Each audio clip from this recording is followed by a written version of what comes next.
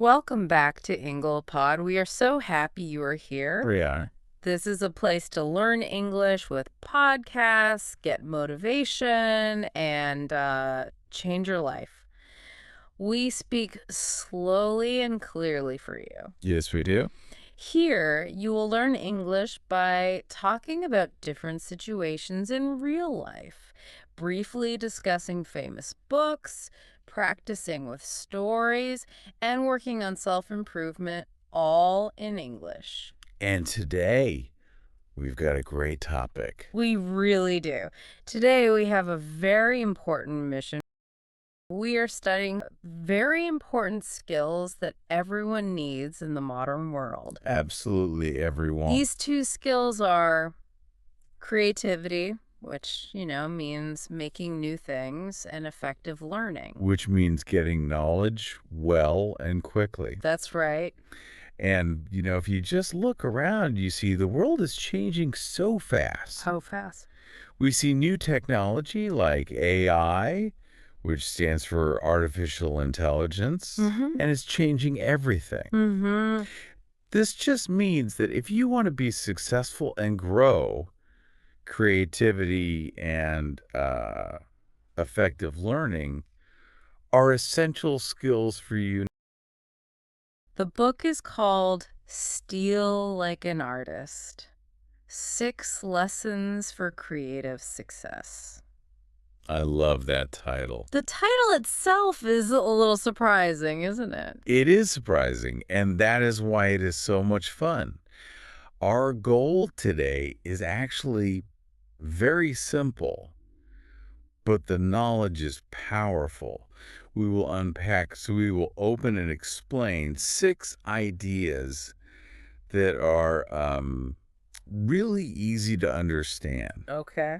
And these 6 simple ideas will help you, our listener, increase your power to learn new things and also increase your power to create new things. So where do we start? Let's start with the first lesson right now.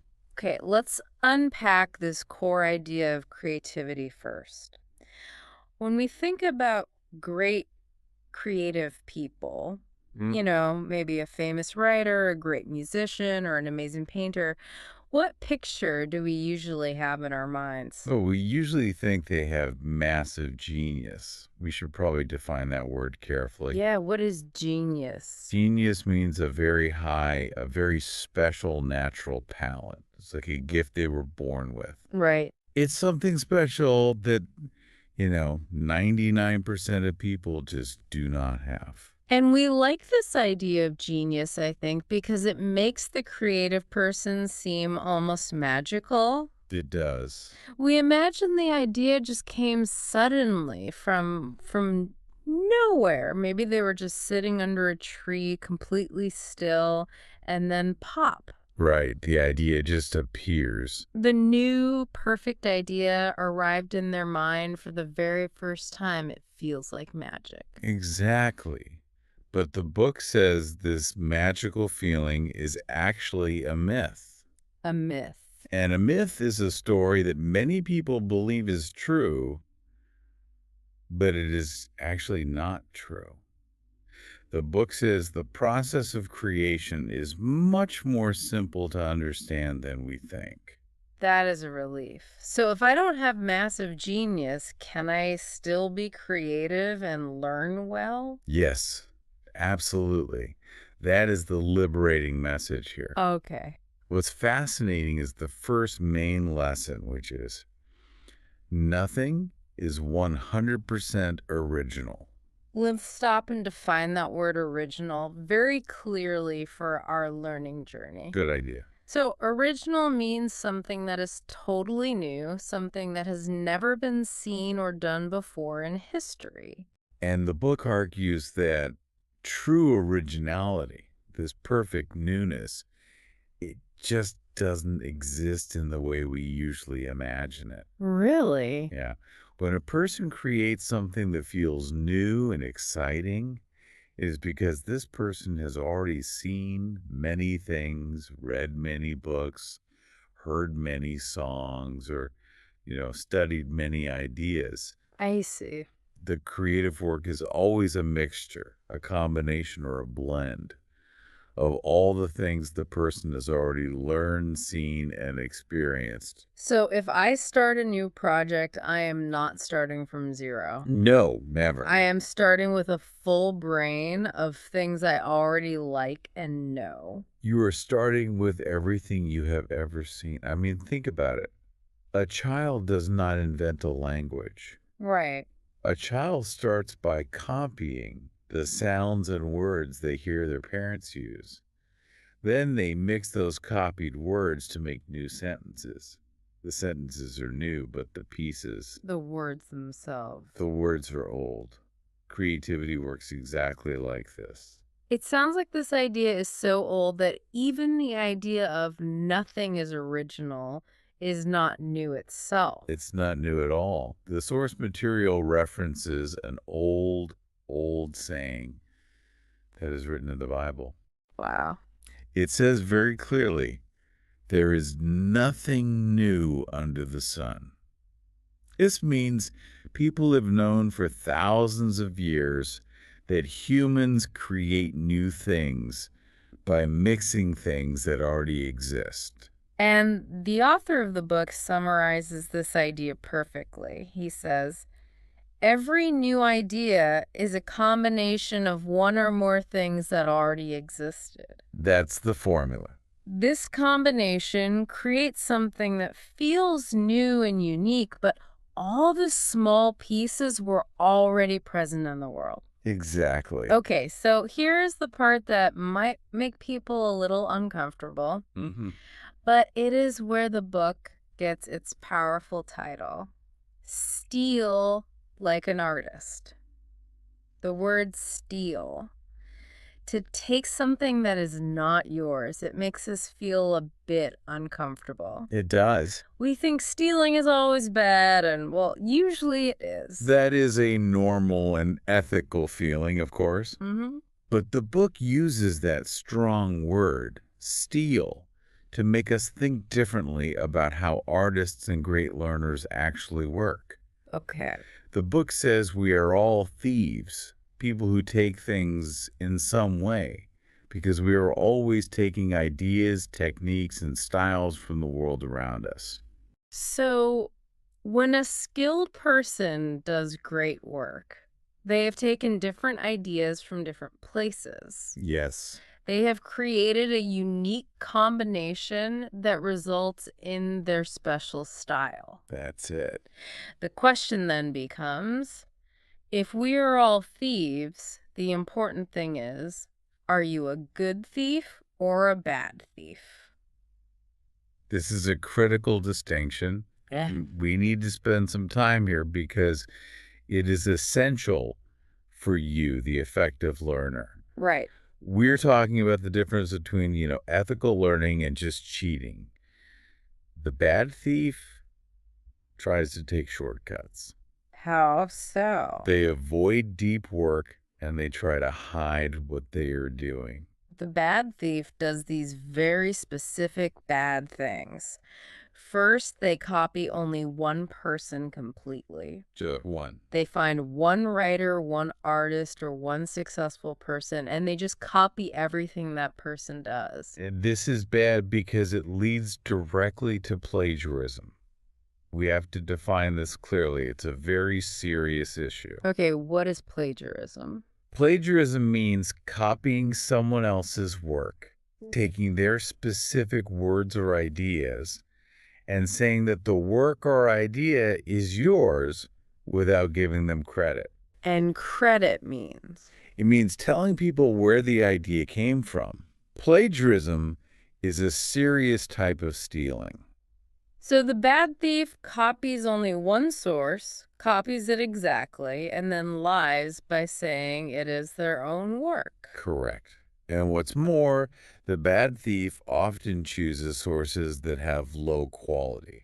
And quality means how good or reliable something is. Yes. So if you choose low quality input, maybe bad grammar examples or shallow research, your creative output will also be low quality. Finally, The bad thief studies things quickly, only on the surface. They just want the quick answer now. That makes sense.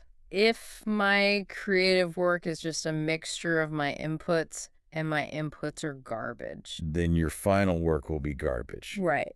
Now let's look at the good thief. What does this successful learner do differently? Okay, so the good thief is an effective, ethical, and smart learner. They understand that quality matters. So what's the first step? First, they choose many good sources, maybe 10, 20, or even 50 different sources, not just one. So if I want to write a new song, I should not copy just one singer. I should listen to 20 singers, 20 different styles, 20 different rhythms. Yes. And the good thief studies deeply. They don't just see the surface, they truly understand the ideas. So they get the thinking behind the work. They understand the thinking that happened behind the final creative work. Then they take these multiple sources and they combine or synthesize them to create a new mixture. And the most important step for the good thief is that they transform the work. What does transform mean here? Transform means to change something completely or make it much better. They take the original ideas and they twist them, combine them, and add their own unique flavor. Ah, so they take the ideas to a completely new level. A new level. And always they give proper credit. They tell people where the ideas originally came from. That's so important. Think of it like cooking. The bad thief takes one perfect recipe, makes it, and tells everyone they invented the recipe. That is plagiarism. The good thief takes the best ideas from 10 different cookbooks. Maybe they take the spice from one, the cooking time from another, and the presentation from a third, mixes them all together, and creates a completely new, unique, and better dish. And that new dish is their creation. That combination and transformation is the goal. That analogy of the recipe is so clear. The final combination feels new, but it is built on deep study of many good ingredients. Exactly. If we connect this to the bigger picture, the book calls this building your idea genealogy. Genealogy means a family tree, the history of your family. So the genealogy of ideas is the family tree of your unique thinking. That's right. We all have a family tree for our physical traits, how we look, how tall we are, and we cannot choose that. Right. You can't choose your parents. But the expert says our ideas, our unique taste, and the way we see the world are a mixture of everything we have seen and taken pieces from. Mm-hmm. The wonderful news is that we can choose our creative role models. We can choose the quality of the ideas we put into our minds. We get to choose our intellectual parents. I love that. And this is where the deep study comes in. The recommendation here is very useful for learners. What is it? When you find an idea or a person, a teacher, a musician, a scientist, that is truly interesting, you must follow that thread. A thread, like a lead or a path. Exactly. A path. Don't just stop at the surface. So if I see a great painting, I should not just look at the painting. No, you need to study the painter deeply. I need to understand them. You should study that interesting person deeply. Understand how they think, what techniques they used, and why they chose those colors or words. And then, here's the secret step. Okay. Find out what sources they read, who influenced them. Oh, wow. So if I love a writer, I should read the books that writer loved. Yes. And you must study those people and sources too, deeply. This builds a strong family tree of ideas. Right. It stops you from studying things only on the surface. This process guarantees your input quality is high. Which brings us perfectly to the next lesson, lesson 2. It does. Okay, so we've established that we are all thieves, and we must choose our input carefully to build a good idea genealogy. Mm-hmm. Lesson number 2 is a very simple English phrase that is used often in technology, but it applies perfectly to creativity. Garbage in, garbage out. Garbage is a very simple word meaning trash or waste. Like things you throw away. Exactly. This phrase means that if you put bad things, garbage, into a system like your brain, you will only get bad things, garbage, out of the system. Out of your creative work. Exactly. That is simple but powerful. I think many people ignore this idea when they are learning or trying to be creative. They think their natural talent will save them from bad inputs. But look at the evidence from lesson 1. Which is? Creativity is just mixing the inputs you received. Therefore, the quality of your output depends only on the quality of your chosen input. That's a big statement. It is. If you choose low-quality books, poor news sources, or social media with bad grammar, your creative output, your work, your writing, your speaking, and even your behavior will slowly become garbage over time.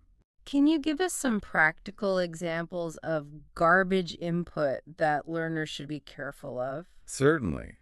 For someone learning English, garbage input might be spending hours reading social media comments that use incomplete sentences or, incorrect grammar. Okay.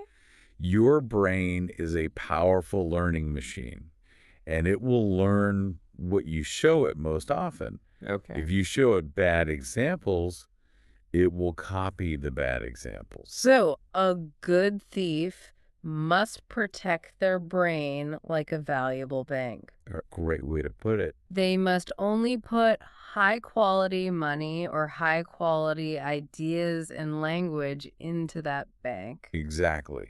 Good input means reading well-edited books, watching high-quality documentaries, studying the works of highly respected thinkers in their field, and listening to native English speakers who speak clearly. This is a warning to the learner. Be very careful about choosing high-quality sources and high-quality role models. You must select resources that you truly approve of and that are excellent. Because by choosing them, you are choosing to be a part of their ongoing intellectual path, as we discussed with genealogy. Yes. The better the input, the better the final mixture. So choosing quality input is the foundation. It is the first step of being a good thief. Right. But what do you do with that high quality input? Well, that leads us to lesson number 3, which is necessary, even if it feels a little uncomfortable. Okay, what is it? Start copying.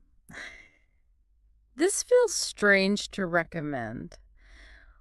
When we start learning a new skill, we want to skip the copying part, don't we? We do. We want to be unique and have a special style right away. We do not want to copy or imitate. Let's define imitate. Imitate means to copy or follow someone else as a model. Right, and we don't want to do that. But the book asserts, it says strongly, that no one, absolutely no one, starts with a unique style.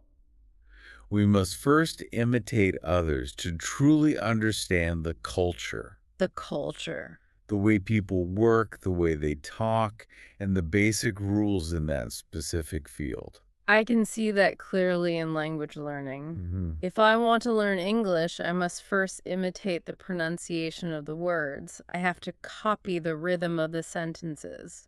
Only after enough imitation, after I understand the basic rules, can I introduce my unique style and personality into the language. It applies everywhere, from science to art. The sources give a great example. The famous music group, the Beatles. Oh, of course. They are one of the biggest, most original bands ever, but they started their careers by covering songs. And covering means performing songs made by others. Yes, especially American blues and rock and roll songs. They copied them. They imitated the songs they loved. They copied the structure, the chords, the energy of those songs. And only much later did they start building their own unique and world-changing style. They had to learn the rules first by copying. Another fantastic example is the basketball player Kobe Bryant. In the early days of his professional career, he was a deep student of the game. What did he do? He would imitate the moves and the style of other famous, successful players he admired, especially Michael Jordan. He would copy them exactly in practice. And then what happened? Then he would adapt those copied moves. And adapt means to change something slightly to fit new conditions. Okay, so he changed them for himself. He looked at his own physical condition, how his body was different from the original player's body, and he adapted the moves to improve his skill in a way that worked for him. So copying was the essential first step. Yes, and transformation was the second step. So copying is not cheating if you do it ethically. It is the necessary training ground where you gain the skills and understand the culture of your field. Exactly. Now, let's look at some mental tools the book gives us to help with this uncomfortable imitation process. The first is a very common and powerful English expression. Fake it till you make it. Fake it till you make it. Pretend to be something, act like something until you actually become that thing in reality. Oh, just pretend. The book says this is a completely natural part of the learning process. You're copying the identity of a professional. So if I want to be a professional in my job, the book suggests I should start dressing, acting, and thinking like that professional now, even before I have the title or the salary. That's right. If you want to be a professional musician, you should observe how professional musicians behave, how they dress, how they manage their time, And how they think. and how they think about their craft. You should try to behave and think like them now. You just keep doing this, copying their habits, until you finally become that professional. But when you start faking it, when you start copying the successful habits of others, you often start feeling something strange. Ah, yes. Imposter syndrome. We need to explain this feeling carefully. Yeah.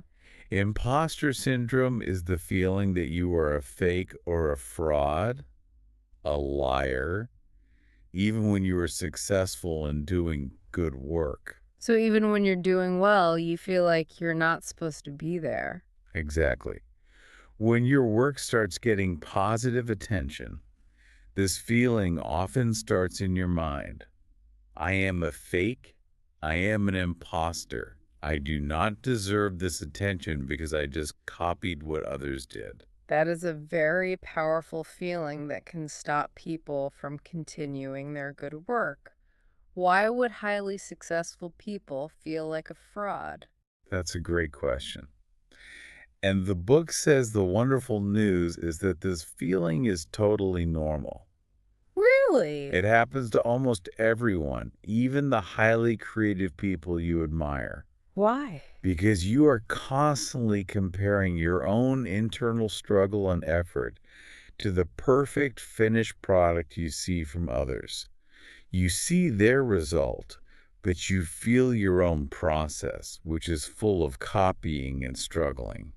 So the experts feel like an imposter too, but they just hide this feeling better with confidence. Yes.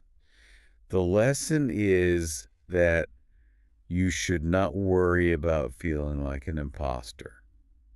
It is simply part of the necessary journey from copying to creating. However, we must not stay at copying forever. We have to move to transformation. We must. We discussed how the good thief transforms the work. There is a superpower that all humans have, even if we don't realize it. And what's that? We cannot make a perfect, 100% accurate copy of anything Wait, why can't we make a perfect copy? because every human is unique. When we try to copy a famous drawing, our hand is slightly different. When we try to copy a dance move, our body is slightly different.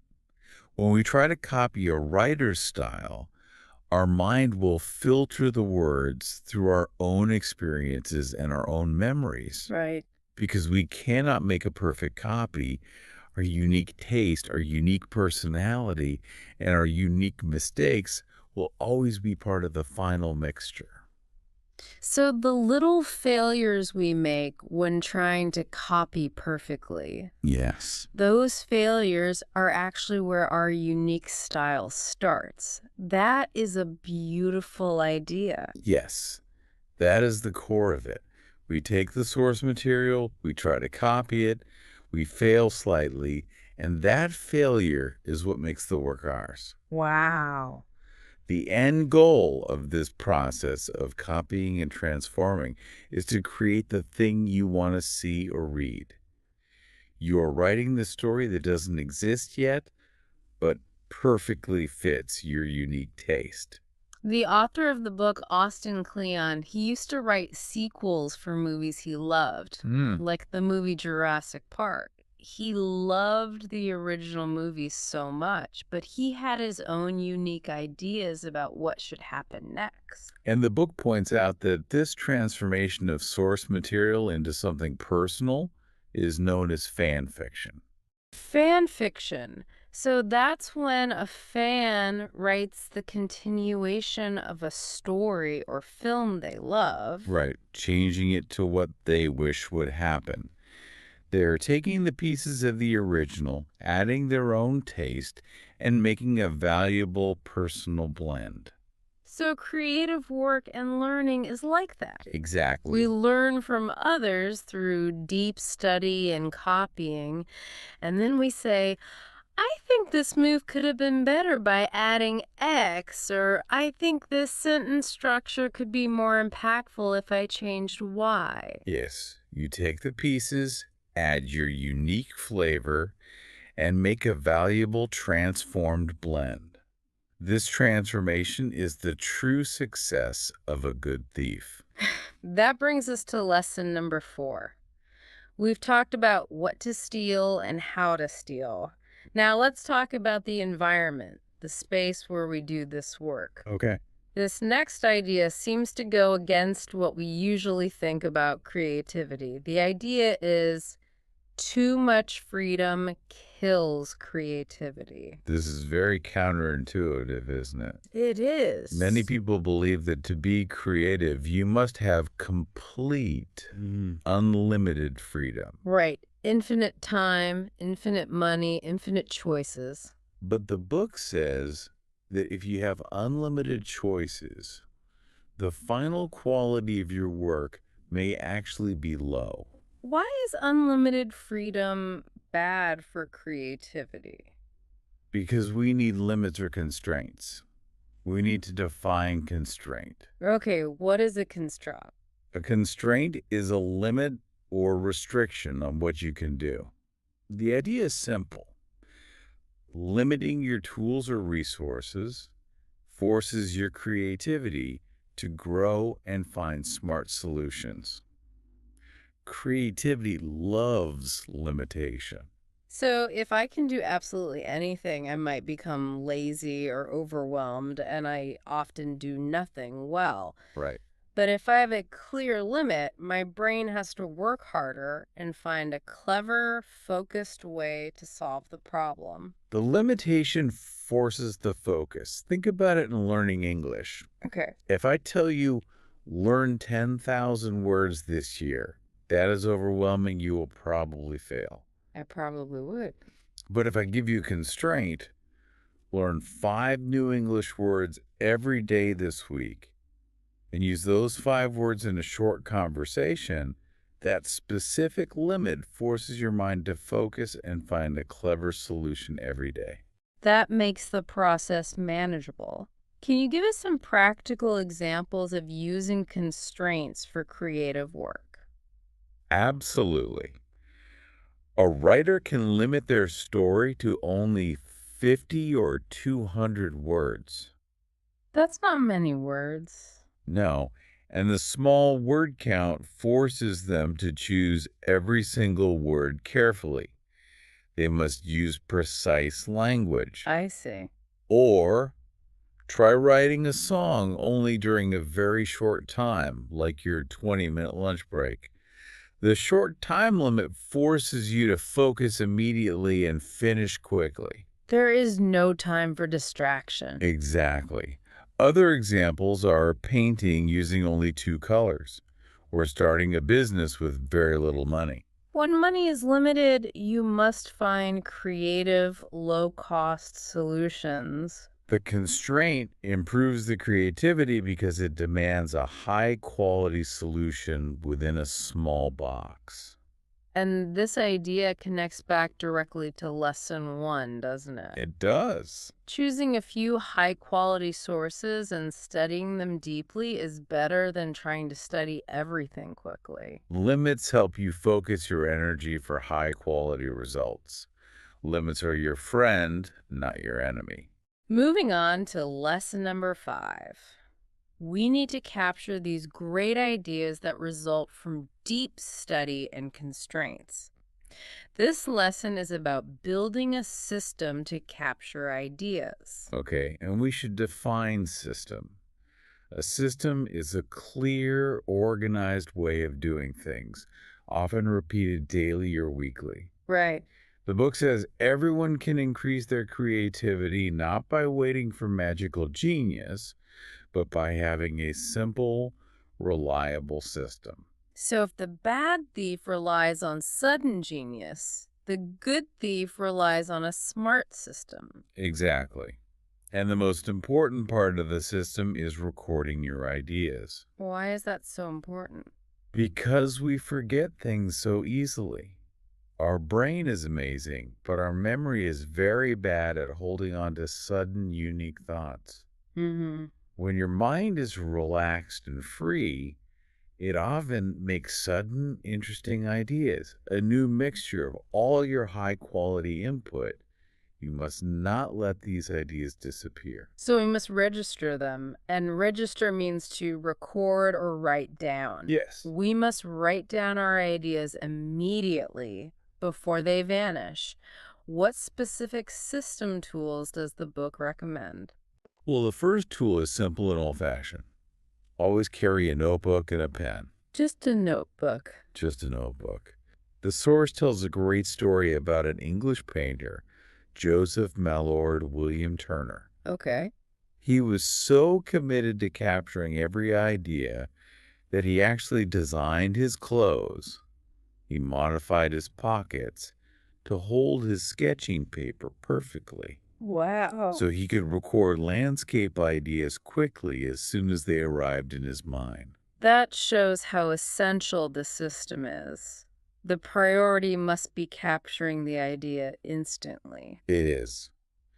The second recommended system tool is using a calendar or a planner.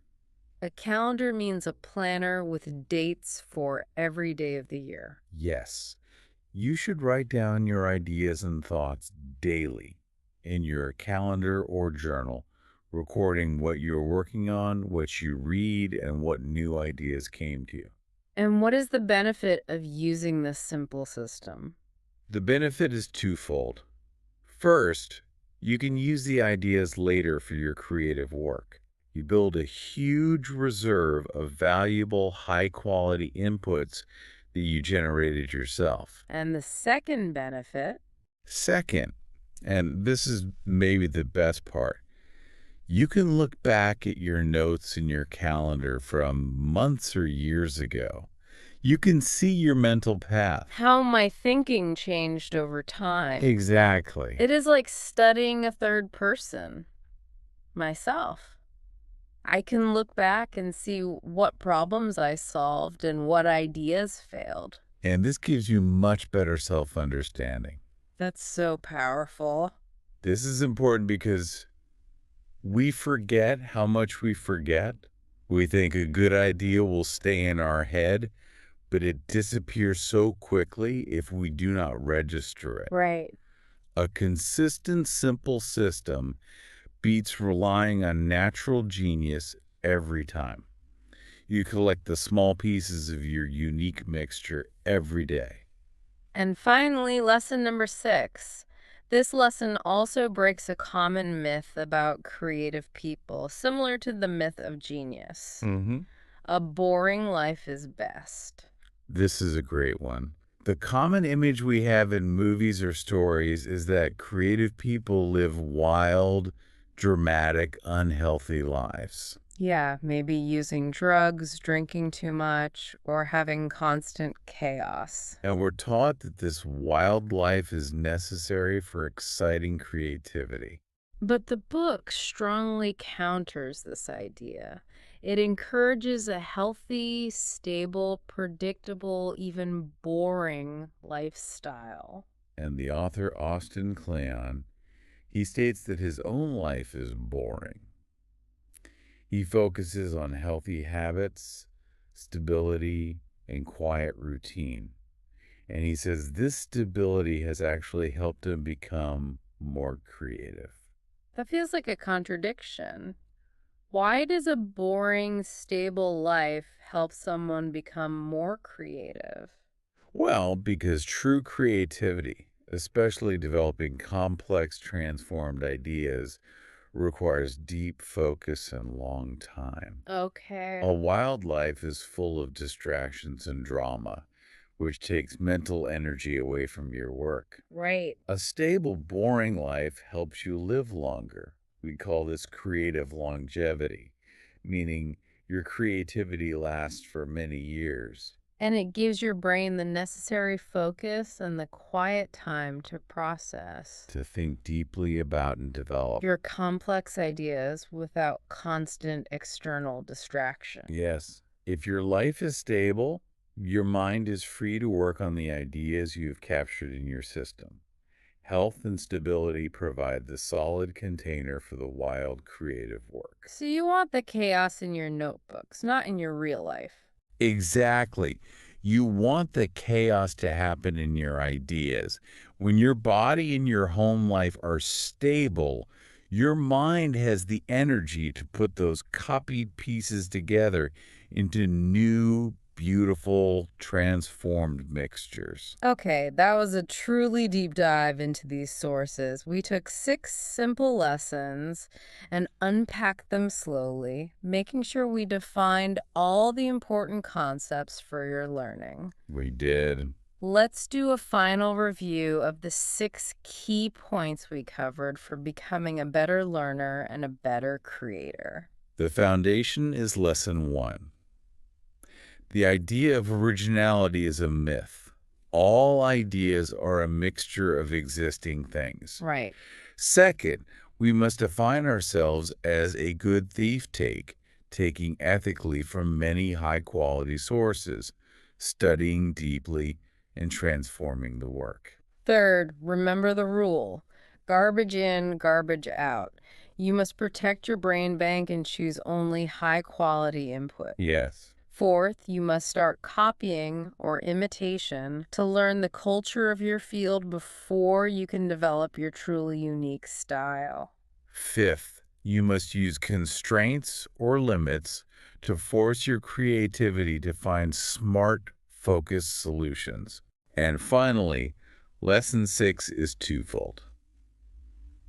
You must build a system to capture your ideas, write them down immediately, and cultivate a boring life so your mind has the stability and focus to develop those complex ideas over time. So, what does this all mean for you, the learner?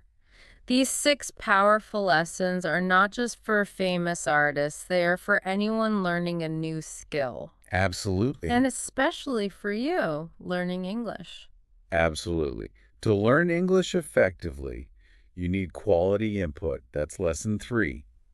Garbage in, garbage out. Right. You must imitate and copy sounds and sentences at first. That's lesson 4. Start copying. To understand the culture of the language. Yes. And you must use constraints. Maybe you only allow yourself to read English for 10 minutes during your lunch break, forcing focus. That's lesson 5. All these rules apply directly to your learning journey. Here is a final provocative thought for you to take away and mull over to think deeply about. Remember that humans cannot make a perfect copy of anything. Your unique taste and your unique history will always be part of the mixture. Think about the ideas you have stolen from your role models and your favorite sources. What small, unique thing will you add to that mixture when you transform those ideas? What is the one flavor that only your personality brings to the creative blend? A great question to end on. We encourage you to start building your idea genealogy today. Continue studying, applying these ideas, and building a system that allows your creativity to flourish. We hope this deep dive helps you on your path to becoming a successful learner and creator.